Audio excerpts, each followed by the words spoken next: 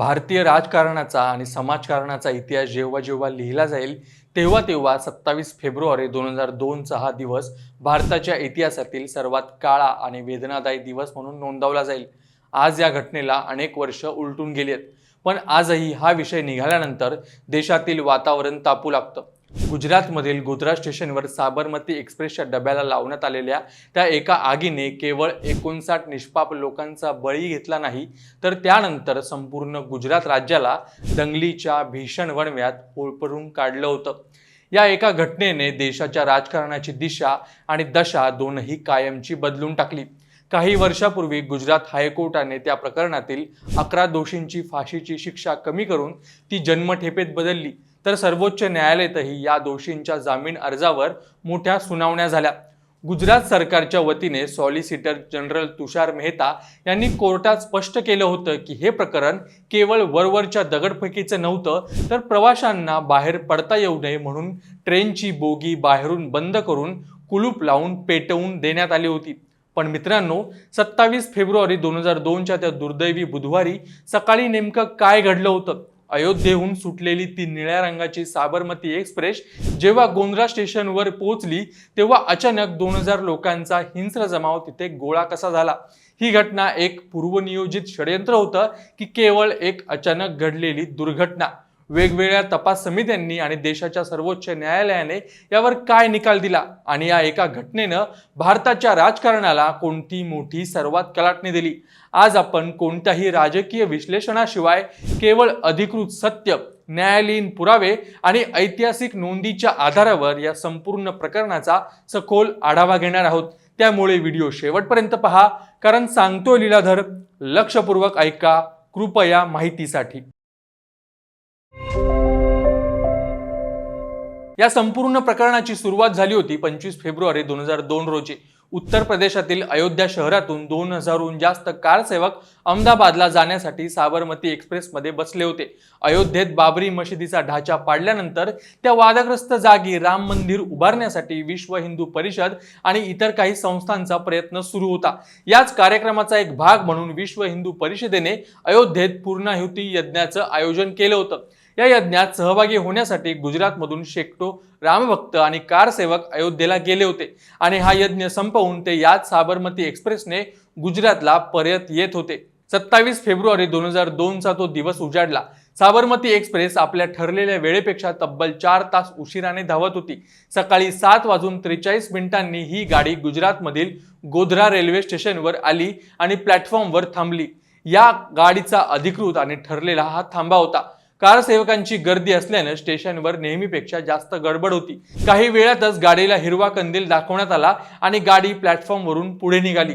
गाडी प्लॅटफॉर्म सोडून थोडी पुढे जाते न जाते तोच ट्रेनच्या आतून कोणीतरी चेन ओढली आणि आपत्कालीन ब्रेक लागल्यामुळे गाडी थांबली। काही अंतरावर जाऊन फलिया नावाच्या सिग्नल जवळ ही निळ्या रंगाची साबरमती एक्सप्रेस उभी राहिली। ट्रेन का थांबली हे आतल्या बेसावध प्रवाशांना आणि कारसेवकांना समजण्याच्या आतच संपूर्ण परिसरात एकच गदारोळ सुरू झाला। आजूबाजूच्या परिसरातून सुमारे 2000 लोकांचा एक हिंस्र जमाव अचानक त्या ट्रेनच्या भोवती गोळा झाला। काही कळायच्या आतच या जमावाने साबरमती एक्सप्रेसवर चहूबाजूंनी तुफान दगडफेक सुरू केली। खिडक्यांच्या काचा फुटू लागल्या।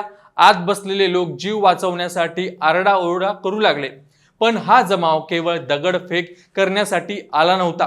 प्रवाशांना आत कोंडून साबरमती एक्सप्रेसच्या S6 आणि S7 या डब्यांवर हल्ला चढवण्यात आला आणि पाहता पाहता ट्रेनच्या 4 डब्यांना आग लावून देण्यात आली। तो प्रसंग अत्यंत भयानक होता। डब्याला बाहेरून वेढा घातलेला असल्यामुळे आणि सॉलिसिटर जनरल तुषार मेहता यांनी कोर्टात सादर केलेल्या पुराव्यानुसार गुन्हेगारांनी बोगी बाहेरून बंद केली होती, ज्यामुळे लोकांना जीव वाचवून बाहेर पडणंही अशक्य झालं होतं। डब्याच्या आत आग भडकत होती आणि बाहेरून जमाव पेटलेल्या बोगीवर सतत दगडफेक करत होता, जेणेकरून कोणीही खिडकीतून किंवा दारातून बाहेर पडू नये। आणि या भीषण आगीत 59 निष्पाप लोकांचा जिवंत जळून अत्यंत वेदनादायी मृत्यू झाला। या मृतांमध्ये 27 महिला आणि 10 निष्पाप लहान मुलांचा समावेश होता। इतर 48 प्रवासी या हल्ल्यात गंभीरपणे भाजले आणि जखमी झाले होते। या घटनेने संपूर्ण देश हादरून गेला। हे भयंकर हत्याकांड नक्की कोणी केलं आणि यामागचा मास्टरमाइंड कोण होता याचा शोध घेण्यासाठी वेगवेगळ्या तपास समित्या स्थापन करण्यात आल्या। पण इथेच खऱ्या वादाला सुरुवात झाली। गुजरात सरकारने या घटनेची सखोल चौकशी करण्यासाठी नानावटी आयोग नेमला। या आयोगाने 2008 मध्ये सरकारला सोपवलेल्या आपल्या अधिकृत अहवालात स्पष्टपणे नमूद केलं होतं की गोधरा रेल्वे स्टेशनवर झालेली ही घटना कोणतीही अपघाती दुर्घटना नव्हती, तर तो एक अत्यंत नियोजनबद्ध रचलेला कट होता। परंतु याच अगदी उलट अहवाल दुसऱ्या एका समितीने दिला। 2005 मध्ये जेव्हा केंद्रामध्ये लालू प्रसाद यादव रेल्वे मंत्री होते तेव्हा केंद्र सरकारने या रेल्वे अपघाताची चौकशी करण्यासाठी UC बॅनर्जी समिती स्थापन केली होती। या समितीने आपला चौकशी अहवाल 2006 मध्ये सादर केला। या अहवालात बॅनर्जी समितीने असा दावा केला की साबरमती एक्सप्रेसला लागलेली ही आग कोणतेही षडयंत्र किंवा कट नव्हता, तर ती एक केवळ अत्यंत तांत्रिक कारणामुळे लागलेली अपघाती दुर्घटना होती। एकाच घटनेचे हे दोन परस्पर विरोधी सरकारी अहवाल असल्यामुळे देशात संभ्रमाचे वातावरण तयार झाले होते। हा वाद अखेर देशाच्या सर्वोच्च न्यायालयात पोहोचला। सुप्रीम कोर्टाने केंद्रीय रेल्वे मंत्रालयाच्या अंतर्गत असलेल्या UC बॅनर्जी समितीचा तो अहवाल बेकायदेशीर ठरवून फेटाळला। सर्वोच्च न्यायालयाने या प्रकरणाचा निष्पक्ष आणि सखोल चौकशीसाठी एक विशेष तपास पथक म्हणजेच SIT स्थापन केली। या SITने केलेल्या चौकशीच्या आणि गोळा केलेल्या पुराव्यांच्या आधारे खटला चालवण्यात आला। 2011 मध्ये या प्रकरणावर विशेष न्यायालयाने आपला ऐतिहासिक निकाल दिला। विशेष न्यायालयाने एकूण 31 जणांना साबरमती एक्सप्रेस जळीत कांडासाठी दोषी ठरवलं। या पुराव्याअभावी 63 जणांची निर्दोष मुक्तता केली। एक अत्यंत महत्त्वाची गोष्ट म्हणजे गुजरात पोलीस ज्या मौलवी सईद उमर याला संपूर्ण कट कारस्थानाचा मुख्य सूत्रधार आणि मास्टरमाइंड मानत होते, त्या मौलवी सईद उमरला कोर्टाने पुराव्यांअभावी निर्दोष मुक्त केलं। कोर्टाने ज्या 31 जणांना या गुन्ह्यासाठी दोषी ठरवलं होतं त्यापैकी 20 जणांना न्यायालयाने जन्मठेपेची शिक्षा सुनावली, तर 11 जणांना या अमानुष कृत्यासाठी थेट फाशीची शिक्षा ठोठावली होती। पुढे हा खटला गुजरात हायकोर्टात गेला। गुजरात हायकोर्टाने या प्रकरणाची सर्व बाजू तपासून विशेष न्यायालयाने दिलेल्या 31 जणांच्या दोषी असण्यावर शिक्कामोर्तब तर केलं, पण हायकोर्टाने त्या 11 दोषींची फाशीची शिक्षा कमी करून ती जन्मठेपेत बदलली। त्यामुळे या सर्व 31 दोषींना आता जन्मठेपेची शिक्षा आहे। सर्वोच्च न्यायालयात जेव्हा अब्दुल रहमान धंतिया आणि अब्दुल सत्तार इब्राहिम गड्डी यांच्यासह 27 दोषींना जामिनासाठी अर्ज केला तेव्हा गुजरात सरकारने या जामिनाला तीव्र विरोध केला, कारण हा केवळ दगडफेकीचा गुन्हा नसून 59 जणांना जिवंत जाळण्याचा एक अत्यंत क्रूर दहशतवादी हल्ला होता। हे न्यायालयात सिद्ध झालं होतं, पण तरीही एक प्रश्न लोकांच्या मनात नेहमी येतो की या ट्रेनला आग नक्की कशी लागली आणि हा हल्ला का करण्यात आला। पोलिसांनी सुरुवातीला आपल्या आरोपपत्रात असा दावा केला होता की अयोध्येत बाबरी मशीद पाडल्याचा बदला घेण्यासाठी कारसेवकांवर गोधरा स्टेशनवर हल्ला करण्याचा कट रचला गेला होता, पण न्यायालयाने मुख्य आरोपी मौलवी सईदला निर्दोष ठरवल्यामुळे पोलिसांचा तो मूळ दावा कोर्टात पूर्णपणे फोल ठरला। त्यामुळे आगीचे नेमके कारण आणि त्यामागील तत्कालीन कारण काय होते हे आजही रहस्यच आहे। या गोधरा जळीत कांडाचे संपूर्ण देशात आणि विशेषतः गुजरातमध्ये अत्यंत तीव्र आणि भयानक पडसाद उमटले। या घटनेच्या निषेधार्थ विश्व हिंदू परिषदेने गुजरात बंदची हाक दिली। ट्रेनला आग लावल्याची आणि कारसेवकांना जिवंत जाळल्याची बातमी वाऱ्यासारखी संपूर्ण राज्यात पसरली आणि गुजरातमधील सामाजिक वातावरण कमालीचे तापू लागलं। 28 फेब्रुवारीला म्हणजेच या घटनेच्या अवघ्या एकाच दिवसात परिस्थिती इतकी हाताबाहेर गेली की गुजरातमधील 27 प्रमुख शहरांमध्ये लष्कर बोलवावं लागलं आणि कर्फ्यू म्हणजे संचारबंदी लावावी लागली। अहमदाबाद आणि बडोदा या शहरांमधील परिस्थिती तर अत्यंत चिंताजनक बनली होती।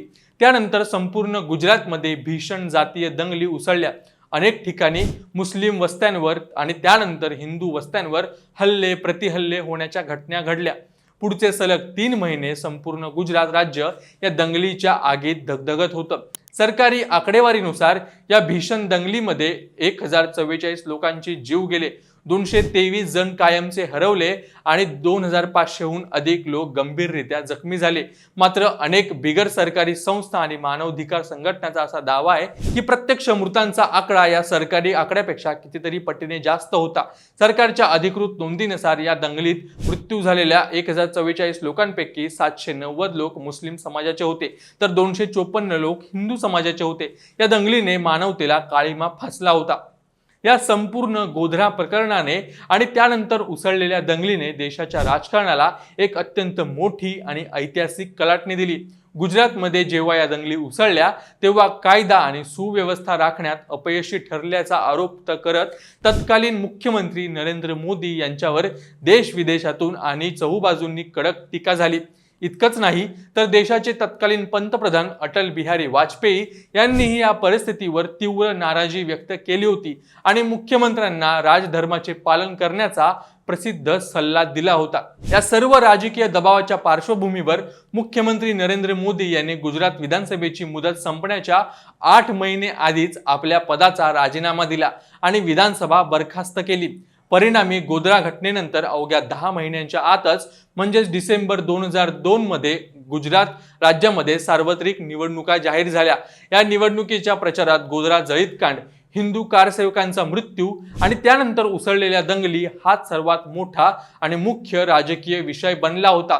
संपूर्ण देशाचे लक्ष या निवडणुकांकडे लागले होते। जेव्हा या निवडणुकाचे निकाल आले तेव्हा या सर्व राजकीय विश्लेषकांना धक्का बसला। नरेंद्र मोदी यांच्या नेतृत्वाखालील भारतीय जनता पक्षाला गुजरातमध्ये प्रचंड बहुमताने स्पष्ट विजय मिळाला।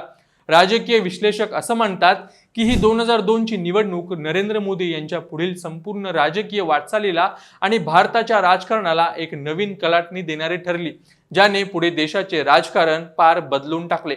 आज या घटनेला इतकी वर्ष झाली असली तरी गोधरा रेल्वे स्टेशनच्या बॅकयार्डमध्ये गेल्यावर त्या घटनेची भयानकता आजही अनुभवता येते। साबरमती एक्सप्रेसचे जळालेले S6 आणि S7 हे डबे आजही तिथे एका बाजूला ठेवलेले आहेत। या जळालेल्या डब्यांच्या सुरक्षेसाठी गुजरात रेल्वे पोलीस सुरक्षा दलाची एक विशेष तुकडी 24 तास तिथे तैनात असते। 4 सुरक्षा रक्षकांची ही तुकडी या डब्यांच्या शेजारीच बनवलेल्या एका छोट्या खोलीत राहून या ऐतिहासिक पुराव्यांचे रक्षण करते। रेल्वे स्टेशन परिसरातील स्थानिक दुकानदार आणि नागरिकांना असं वाटतं की या जळालेल्या डब्यांना आता इथून कायमचे हलवलं जावं, कारण हे डबे पाहून त्या भयानक आठवणी पुन्हा ताज्या होतात। दरवर्षी 27 फेब्रुवारीला या गोधरा स्टेशनच्या परिसरात सुरक्षेच्या कारणास्तव पोलिसांचा कडक बंदोबस्त असतो आणि कर्फ्यू सारखी शांतता निर्माण होते। तुम्हाला काय वाटतं? गोधरा स्टेशनवर साबरमती एक्सप्रेसच्या बोगीला बाहेरून कुलूप लावून निष्पाप प्रवाशांना जिवंत जाळणाऱ्या अशा क्रूर गुन्हेगारांची फाशीची शिक्षा हायकोर्टाने कमी करणे योग्य होतं का? आणि भविष्यात अशा अमानुष घटना देशात पुन्हा घडू नयेत म्हणून आपण एक समाज म्हणून काय पाऊले उचलावी पाहिजेत? तुमचे विचार कमेंट्समध्ये नक्की सांगा आणि साबरमती एक्सप्रेसच्या या कथेबद्दल, या दुर्दैवी घटनेबद्दल तुम्हाला आणखी कोणते पुरावे, आणखी कोणते सत्य माहीत असेल तर तुम्ही हे कमेंट्समध्ये नक्की सांगा। आणि अशा सखोल विश्लेषणासाठी, ऐतिहासिक गोष्टीसाठी अभिजात मराठी विशेषला नक्की फॉलो आणि सबस्क्राईब करा।